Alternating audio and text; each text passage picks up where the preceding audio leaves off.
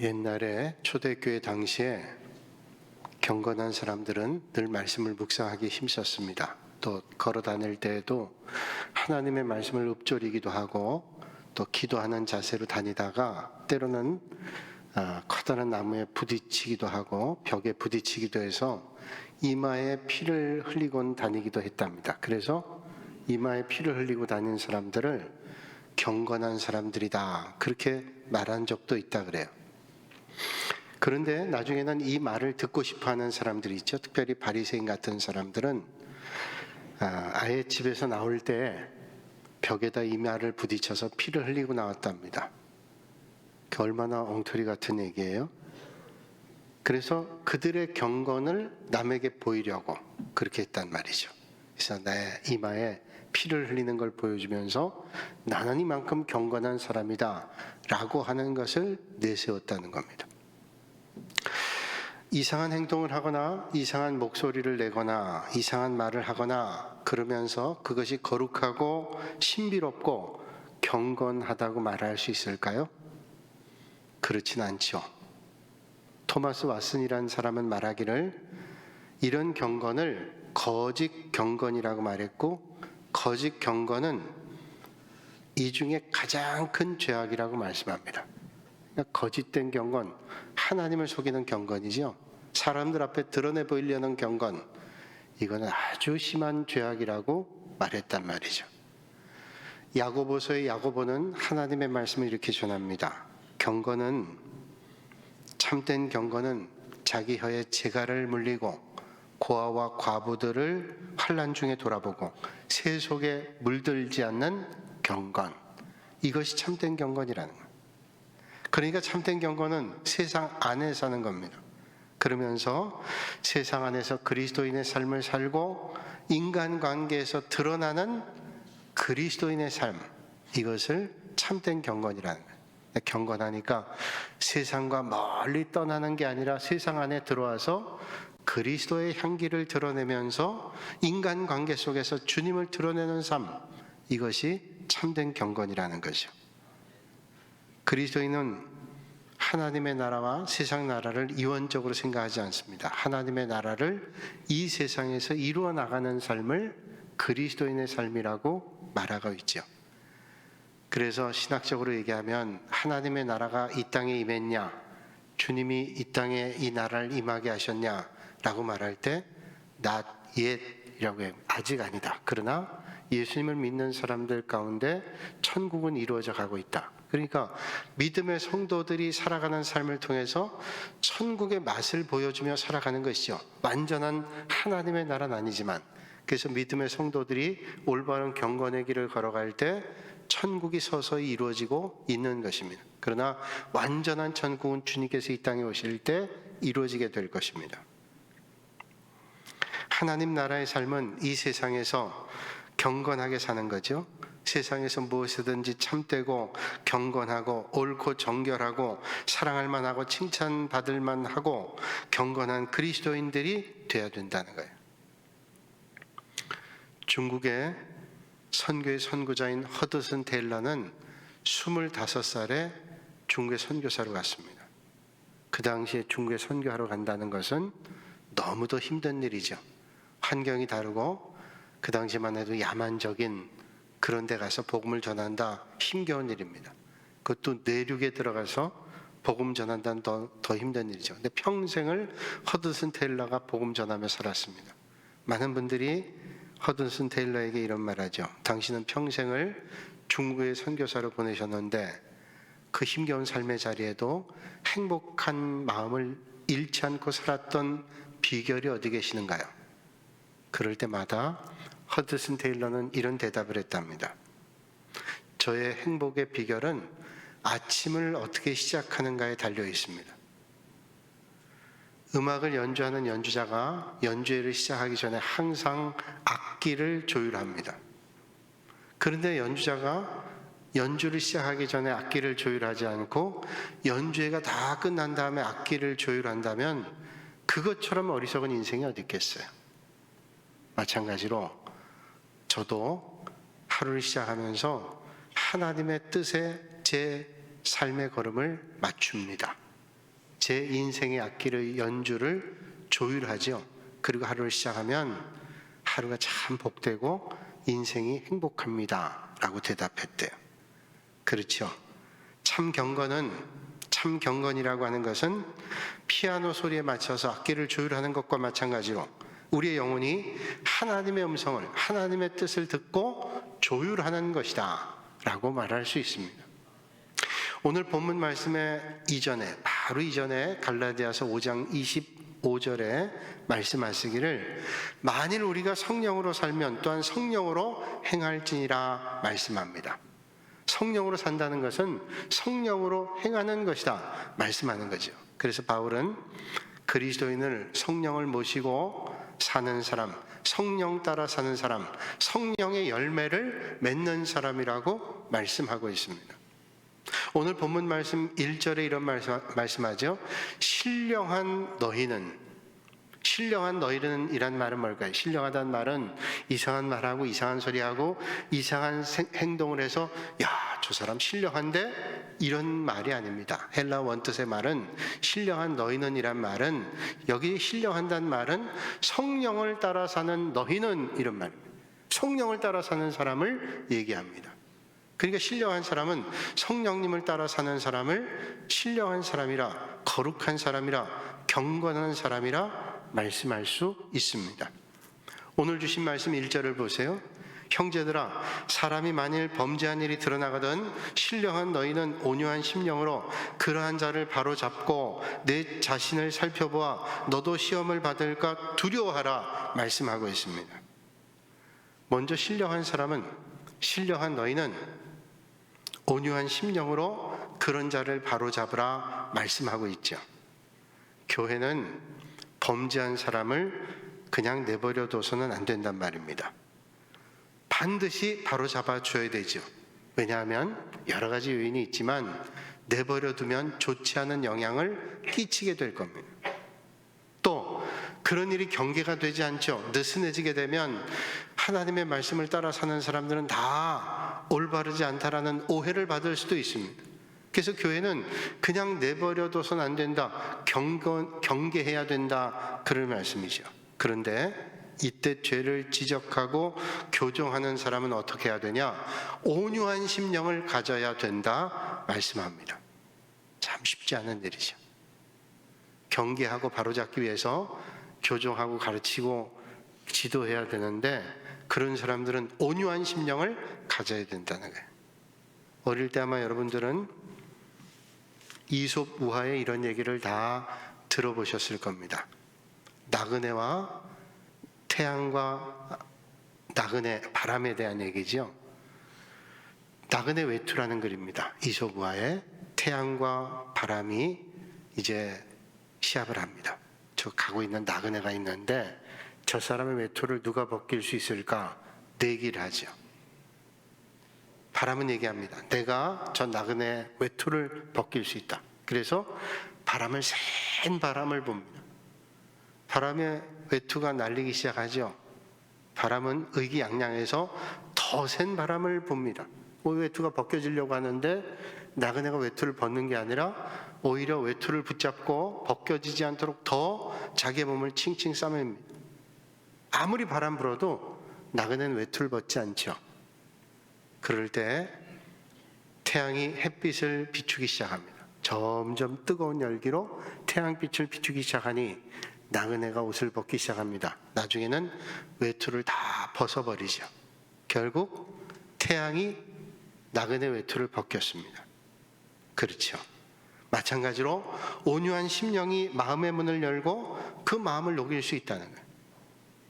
우리가 강제로 벗겨버리고 그런다고 벗겨지는 게 아니라 온유한 심령으로 권하고 이끌어갈 때 마음을 녹일 수 있다는 거예요.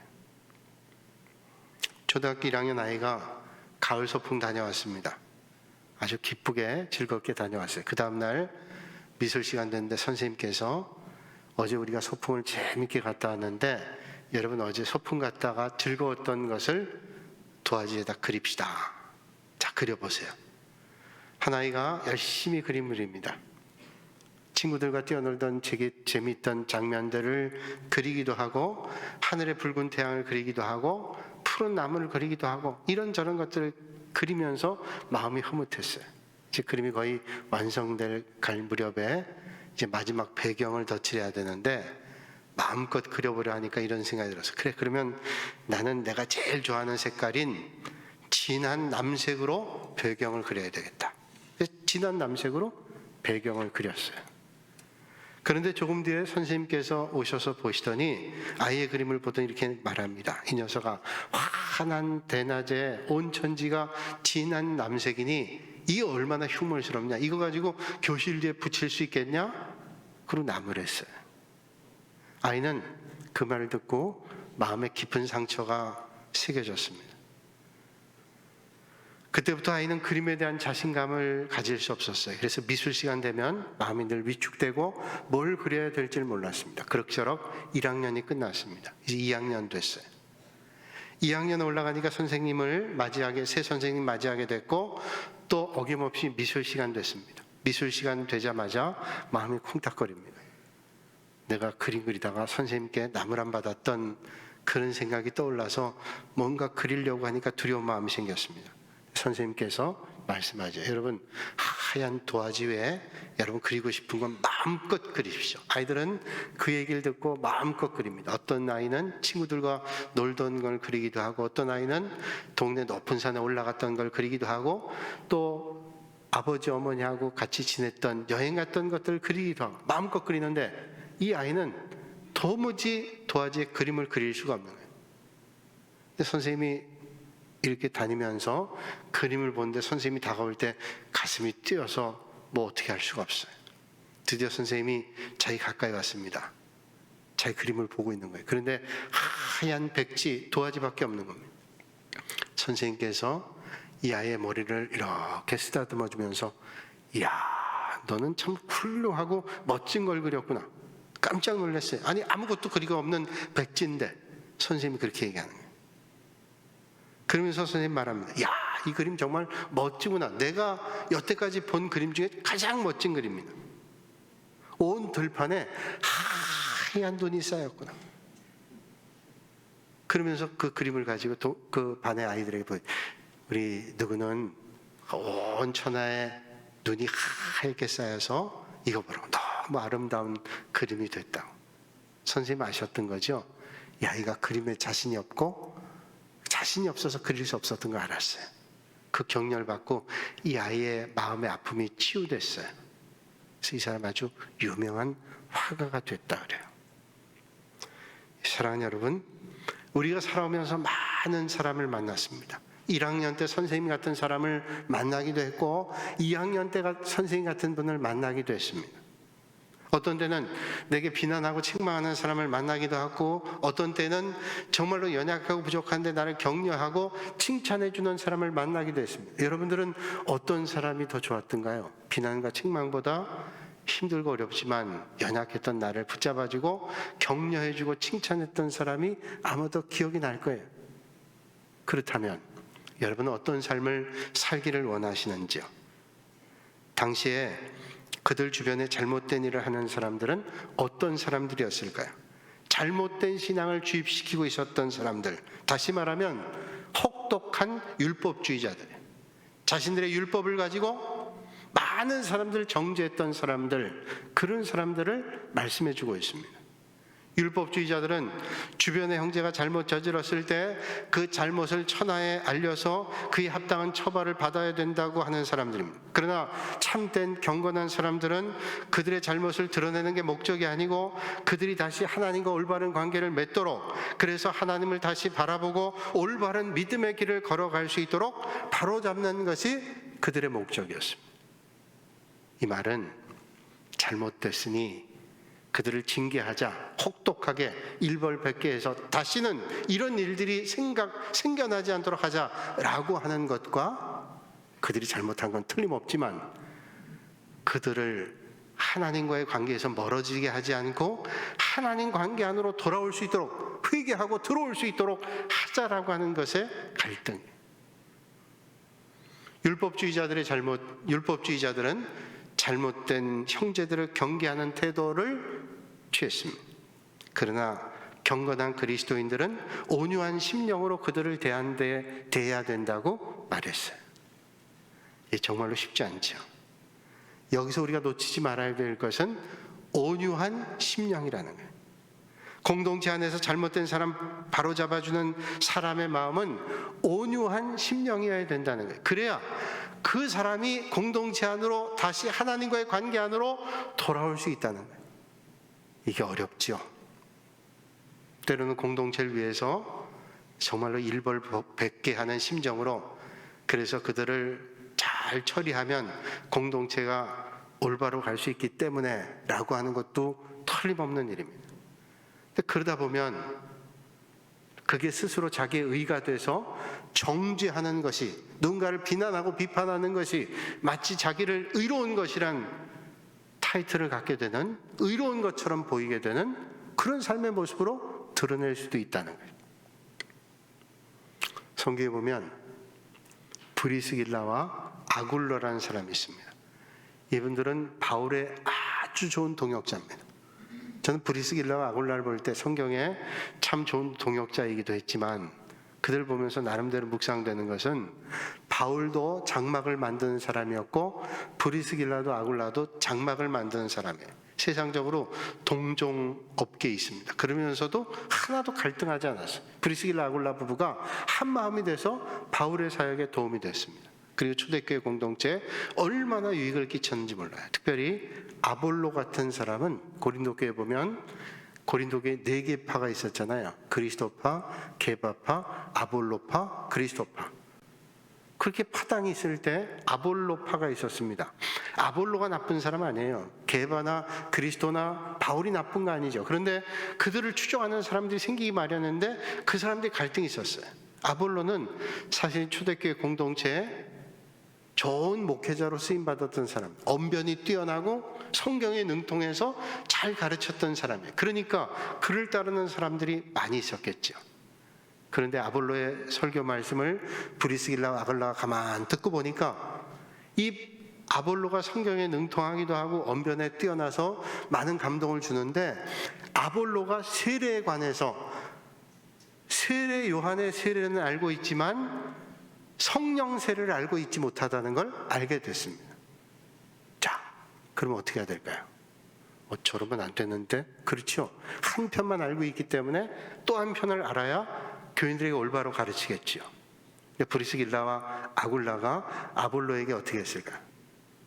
당신 거 틀려먹었어. 그렇게 해가지고는 안 돼. 그건 반쪽밖에 모르는 거야. 전부를 다 가르쳐야지 라고 얘기했나요? 그렇지 않습니다. 브리스길라 아굴라가 조용히 아볼로를 부릅니다. 그리고 잔잔히 설명해 주는 거예요. 세례 요한의 세례뿐 아니라 성령 세례에 대한 걸 말해주죠. 아볼로가 가르침을 또 겸손하게 잘 받습니다. 그러니까 조용한 중에 그런 일들이 다 일어나게 됐어요. 그래서 아볼로가 나중에 초대교회 공동체에 얼마나 유익을 주는 위대한 사역자가 됐는가라고 하는 거죠. 그렇게 할 수 있었던 것은 브리스길라와 아굴라 같은 참 좋은 믿음의 동역자들이 있었기 때문이죠. 어떻게 됐을까요? 온유한 심령으로. 그들은 정말로 참된 경건한 사람들이었기 때문에. 경건한 척하는 사람들은 나팔부입니다. 잘못됐다고 비난하고 정죄합니다. 그것이 마치 자기의 의인 것처럼 드러내려고 해요. 많은 경우에 이런 마음으로 하지 않고 그 사람을 정죄하거나 야단치거나 경고하거나 혼내려고 하죠. 그러면서 스스로는 의로워지는 것처럼 착각하기도 합니다. 오늘 2절에 이렇게 말씀합니다. 너희가 짐을 서로 지라 그리하여 그리스도의 법을 성취해라. 자, 짐을 서로 지라는 거예요. 갑자기 그러면 그리스도의 법을 성취한답니다. 짐을 서로 지라는 말이 뭘까요? 지금 범죄한 자가 있다면 그 범죄한 자를 대할 때 그 범죄를 덮어두거나 없애거나 없는 척 하는 게 아니라 그 범죄를 틀림없이 지적하고 다시는 그러지 않도록 경계해야 됩니다. 그런데 온유한 심령으로 하라고 말씀하면서 짐을 서로 지래요. 그게 그리스도의 법을 성취하는 거랍니다. 왜 그럴까요? 그리스도의 법은 사랑의 법이기 때문에 그래요. 그리스도의 법은 사랑의 법이에요. 율법은 무거운 짐을 지우게 합니다. 그 율법은 무거운 짐을 지우게 해서 그 율법을 감당해야 되는데, 율법으로는 그래서 의로운 사람이 없어요. 의인은 없나니 하나도 없어요, 율법으로는. 그런데 그리스도는 사랑의 법으로 우리를 이끌어 가신다는 거죠. 그리스도의 법은 짐을 함께 지는 것입니다. 멍에를 함께 지는 것입니다. 그것이 바로 사랑의 법이요 그리스도의 법이라는. 미국 뉴욕에 가면 공항이 3개가 있습니다. 하나는 JFK 공항이죠.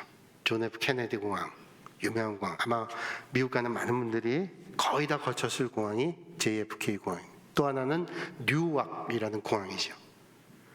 그리고 공항이 라과디아라는 공항이 있습니다. 라과디아라는 공항은 거의 미국의 국내선들이 왔다 갔다 하기 때문에 외국에 오는 사람 잘 많이 모르죠. 라과디아 공항인데, 이 라과디아 공항의 라과디아는 사람의 이름입니다.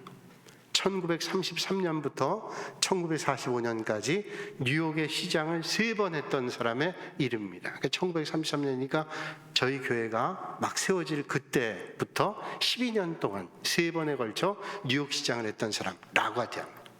이 라과디아는 원래 시장 되기 전에 뉴욕의 판사였습니다. 그가 판사였을 때 경험했던 이야기를 그의 책에 기록하고 있습니다. 라과디아 판사가 법정에 있을 때 한 경찰관이 나이 많은 할아버지 한 분을 끌고 왔어요. 체포해 왔습니다. 재판에 넘긴 거죠. 죄명이 뭔가 물어봤어요. 뭐 때문에 끌고 왔습니까? 그랬더니 이 할아버지가 빵집에 있는 빵을 훔치다가 붙잡혔습니다. 그래서 끌고 왔습니다. 판사인 라과디아가 물었습니다. 할아버지는 그전에도 이렇게 빵을 훔친 적이 있습니까? 아니요, 처음입니다. 왜 빵을 훔쳤습니까? 너무 배가 고파서 저도 모르게 지나가다가 빵집에 들어가 빵에 손을 댔습니다. 그 말을 가만 듣고 라과디아 판사가 얘기합니다. 할아버지, 아무리 사정이 딱하다 할지라도 남의 것을 훔치는 것은 잘못된 겁니다. 그래서 저는 이 나라의 법대로 할아버지를 판결할 수밖에 없습니다. 저는 할아버지에게 $10의 벌금형을 선고합니다. 그러면서 라과디아 판사가 그 재판정에 있는 모든 사람들에게 이런 말을 했습니다. 이 할아버지가 빵을 훔친 것은 비단 이 할아버지의 책임만은 아닙니다. 이 도시에 살고 있는 우리 모두의 책임입니다. 지금 이 도시에 이렇게 할아버지 같은 분이 굶고 다니는데 이 할아버지가 빵을 훔칠 때까지 우리가 외면하고 알지 못했던 것은 우리에게도 책임이 있습니다. 그리고 저에게도 책임이 있습니다. 제가 저 스스로에게 벌금형을 $10를 부과합니다. 그리고 여기 앉아 계신 여러분 모두에게도 50센트씩의 벌금을 부과합니다. 그리고 그의 모자를 돌립니다. 그리고 제일 먼저 자기가 $10 벌금형을 냈고 거기 있는 사람들이 50센트 혹은 $1씩 냈어요. 그래서 다 거쳐진 게 $57 50센트였어요. 거기서 $10를 뺍니다. 그 할아버지의 벌금형이죠. 그걸 빼고 $47 50센트를 돌려줬어요. 그 할아버지는 그 돈을 받고 눈물을 흘리면서 법정을 나섰어요. 이게 사랑의 법이에요. 이게 바로 그리스도의 법이에요. 이게 바로 서로의 짐을 나눠지는 거예요. 정말 힘겨운 일이죠. 이렇게 생각하는 게 정말 어려운 일이에요. 데하르드 샤르댕이라는 사람이 이런 말을 했습니다. 그가 중국에 여행하면서 광야에서 말을 타고 가는데 큰 짐이 있어서 말에게 짐을 지었습니다. 그리고 타고 가는데 짐이 한쪽에만 실었기 때문에 말이 제대로 못 가는 겁니다. 그래서 그 짐을 둘로 나누면 되는데 샤르댕은 이런 말을 해요. 그 짐이 한쪽에 너무 무거웠기 때문에 한쪽에다가는 똑같은 무게의 돌을 매달아서 가게 했더니 말이 잘 가더라는 거예요. 물론 샤르댕이 하는 의미인 겁니다. 그 짐을 나눠서 반씩 하면 훨씬 더 수월했을 거예요. 그러나 샤르댕이 우리에게 가르치는 말은 한쪽에 짐이 있는 것보다 양쪽에 짐이 있는 것이 훨씬 더 가기 좋더라. 우린 경험적으로 압니다. 한쪽에 있는 짐보다 양쪽에 있는 짐을 나눠서 가지고 갈 때 훨씬 가볍다는 것을. 그래서 우리는 둘로 나눠서 양동이에 있는 물도 가방도 둘로 나눠가면, 마태에서 시장 봐도 시장 바구니를 둘로 나눠가면 훨씬 수월하게 갈 수 있는 걸 우리는 알아요.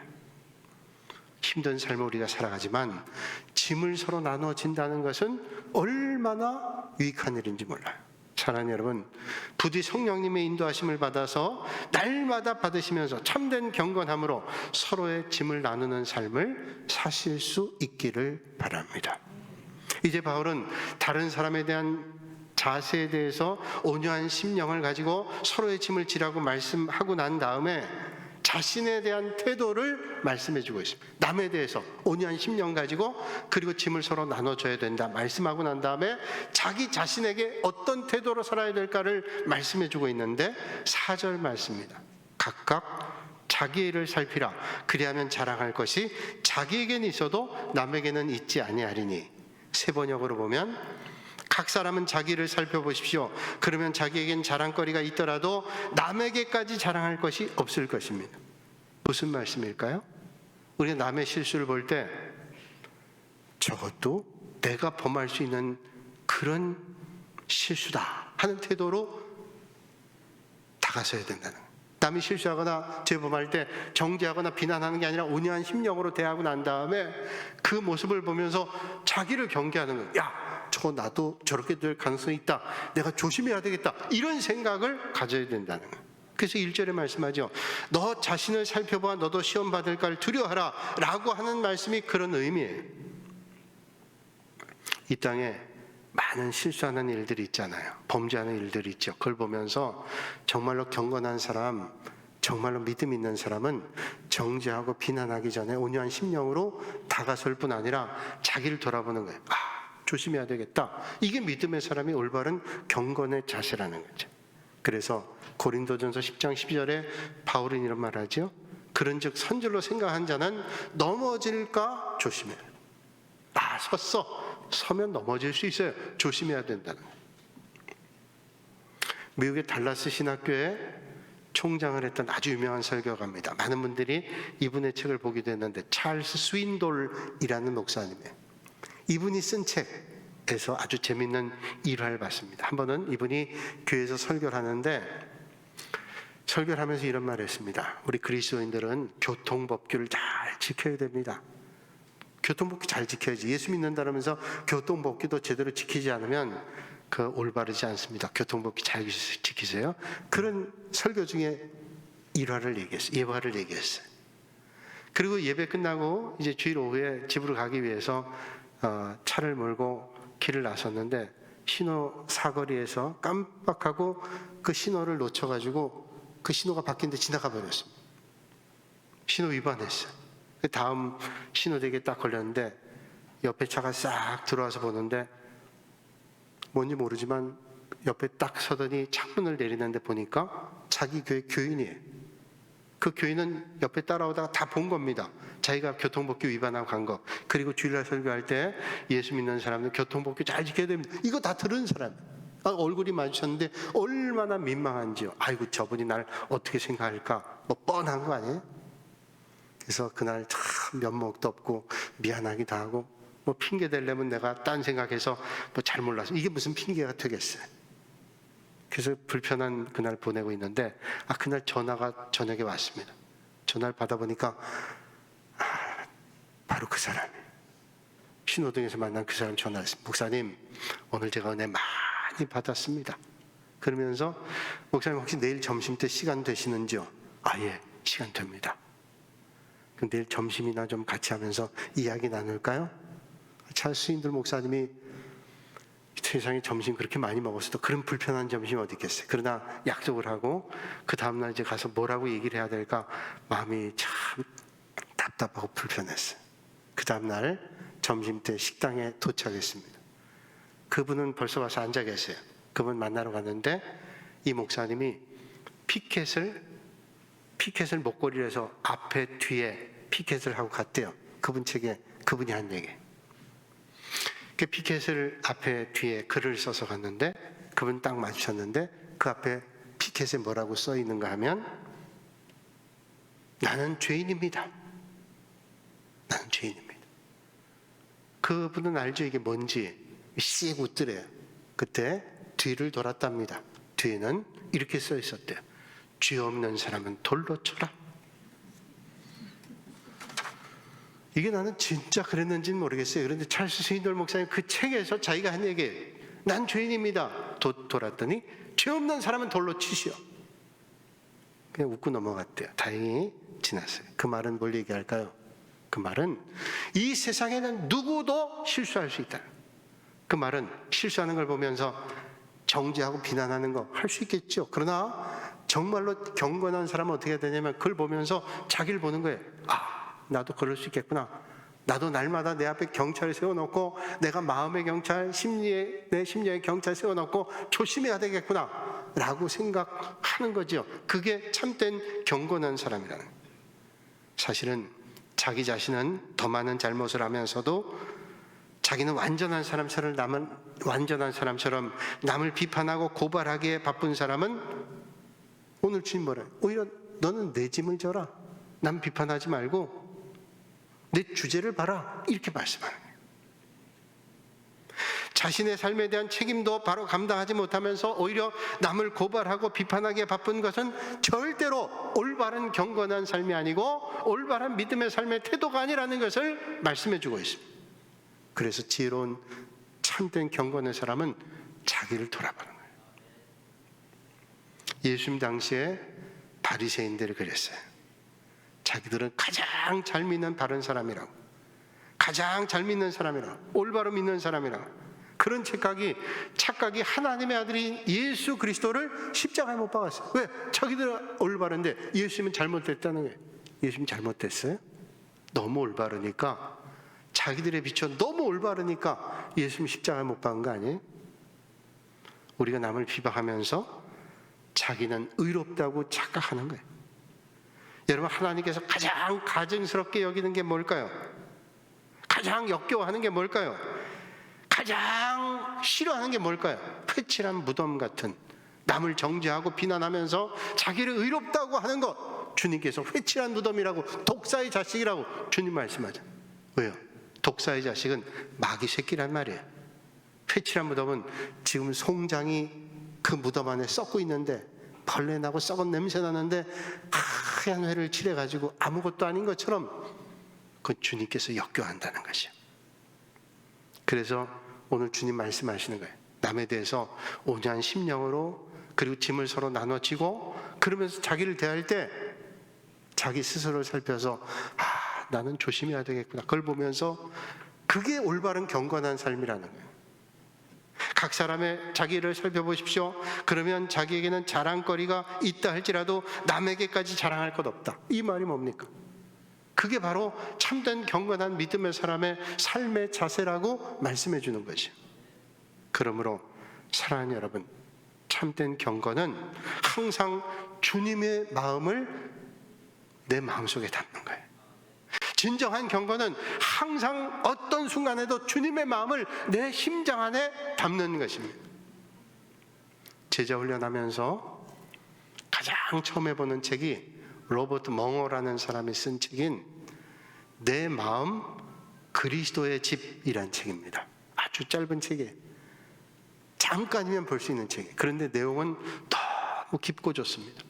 내 마음은 My heart, Christ home 이란 제목이에요.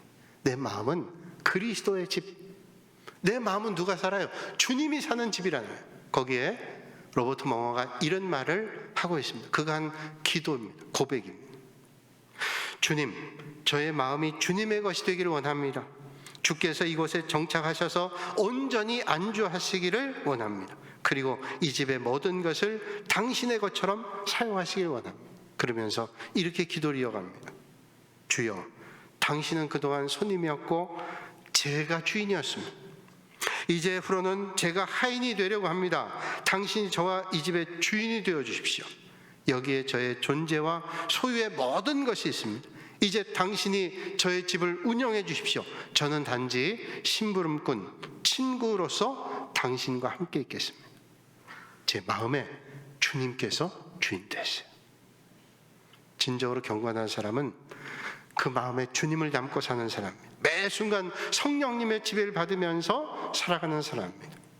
R.A. 토레이 목사님이 이런 말을 했습니다. 주님, 저에게 성령 충만하게 해주십시오. 그리고 제가 성령 충만하지 않을 때는 말하지 않게 도와주십시오. 제가 성령으로 충만하지 않을 때는 중요한 결정하지 않게 해주십시오. 제가 성령으로 충만하지 않을 때는 함부로 행동하지 않게 해주십시오. 사랑하는 여러분, 올 한 해 이런 고백과 기도를 드리실 수 있기를 바랍니다. 성령으로 충만하여 참으로 경건한 믿음의 길을 걸어가시는 여러분들이 되시기를 주님의 이름으로 축복합니다.